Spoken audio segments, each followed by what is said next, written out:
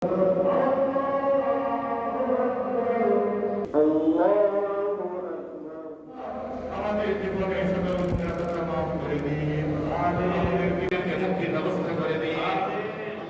শহরে ঈদ অবশ্য প্রথম না, এটা নিয়ে অনেকবার ঈদ করা হচ্ছে। পরিবার ছাড়া ঈদটা আসলে তেমন আনন্দদায়ক হয় না। নামাজ পড়ার উদ্দেশ্যে রাজবাড়ির থেকে আসছি। ঈদের প্ল্যান আজকে নামাজের পর্ব শেষ হলো।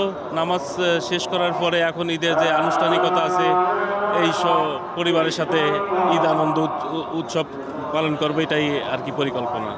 আলহামদুলিল্লাহ, আমার জন্য অনেক ভালো লাগলো। আল্লাহ তৌফিক দিছে, আমার নসিবে আসিল।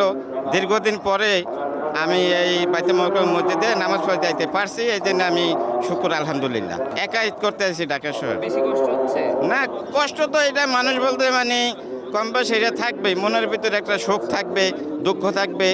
ছেলে সন্তান নাই, পরিবার নাই, এখানে আমি একলা ঈদ করতে আসি, এটা থাকবেই। আমার বাসা হলো নড়াইল জেলায়। আমি ছিলাম চট্টগ্রামে। চট্টগ্রাম থেকে জাতীয় মসজিদ বাইতুল মুকাররমে ঈদের নামাজ পড়ে পরে বাসার দিকে যাব। ঈদ মানে তো আনন্দ, ঈদ মানে তো খুশি। এই ঈদের আনন্দ খুশিটাকে পরিবার পরিজন আত্মীয় স্বজনের মাঝে ভাগাভাগি করে নিতে চাই, এটাই প্ল্যান আজকের মতন। নামাজ পড়ে এখন যাই আমরা ইনশাল্লাহ আল্লাহর নামে কুরবানি করব। তারপর আর কি এরপরে এই গোছগুলো ইনশাল্লাহ আল্লাহ যে তৌফিক দান করেছে সে অনুযায়ী আত্মীয় স্বজন এবং গরিব দুঃখীর মাঝে মিলিয়ে আমরা ঈদকে উপভোগ করবো সবাই একসাথে। আজকে ঈদ উপলক্ষে তো আনন্দ, গরু কেনা হয়েছে, কুরবানি দেওয়া হয়েছে, এটা একটা আনন্দ। তাই আল্লাহর নামে কুরবানি দেওয়া হলো।